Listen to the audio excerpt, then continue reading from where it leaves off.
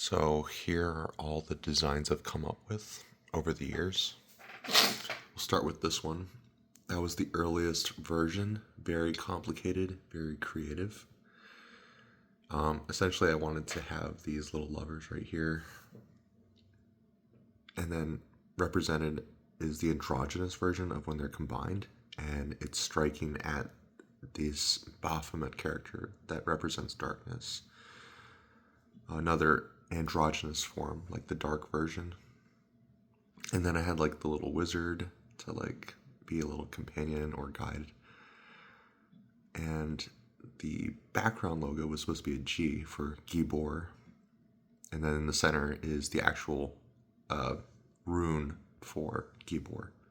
And it all kind of leads towards this door where you have the key to open it. And then I thought, you know what, that's way too complicated. Let's go for something more simple. So I went ahead and just used the rune, and I guess I got inspired by this tarot reader who basically spread her hands out and said that that's what the logo would look like with the hands spread out.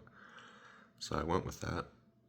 And I wanted something a little bit more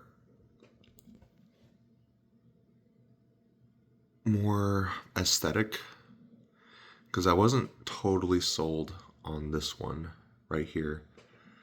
Like, it describes the motion of cycling around, but this one actually describes the aspects I use, the multiples of 45 degrees.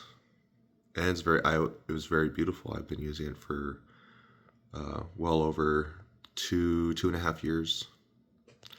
This one I didn't really use, but I put a lot of effort into this. This was supposed to be like a little mini ad. I really like rabbits, and to me this is like a portal to different worlds. And I did a little witch thing. I never ended up actually showing this one, but this was sort of like another idea I had for the logo. This one was more recent. I wanted to use the lovers again and wanted to have some kind of monster, and this was kind of inspired by the Three Gunas. So, and along with the representations that I've made for like one half of the zodiac being more masculine and then the other half being more feminine.